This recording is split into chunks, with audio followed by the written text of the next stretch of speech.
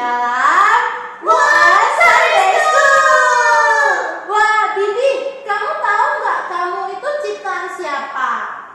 Ciptaan Tuhan. Iya, misalnya juga ciptaan Tuhan.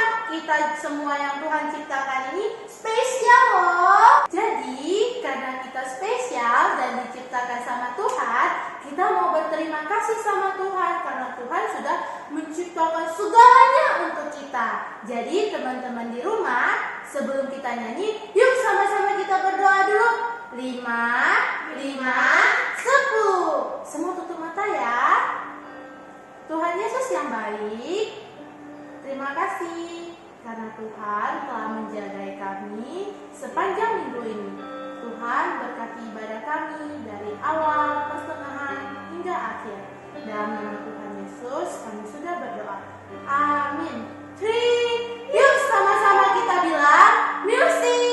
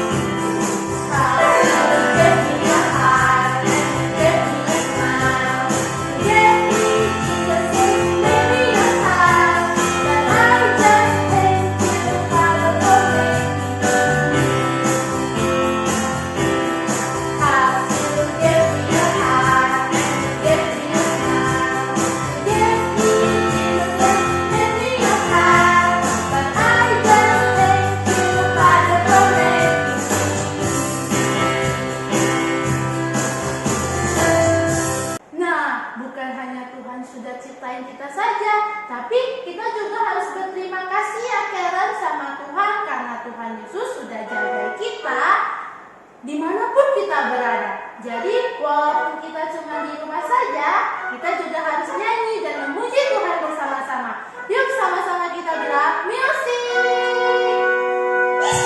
Oke.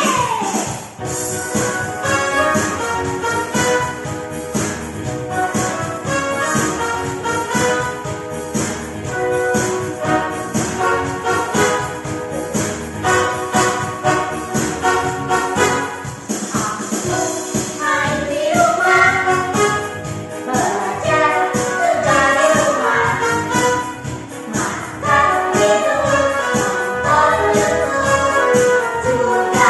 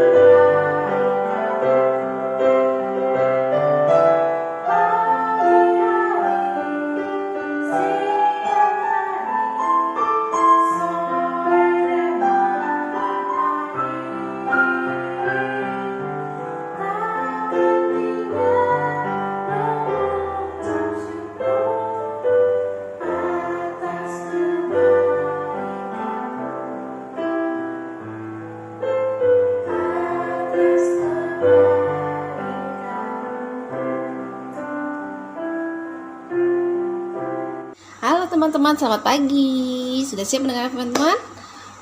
Siap ya? Duduk tenang ya. Mari kita tepuk tangan, terus kita berdoa. Tuhan, terima kasih karena Engkau sungguh baik dan amat baik. Terima kasih atas berkat-Mu sepanjang hari ini. Kami mau mendengarkan firman Tuhan. Kiranya Engkau siapkan hati dan pikiran kami untuk duduk tenang mendengarkan firman Tuhan.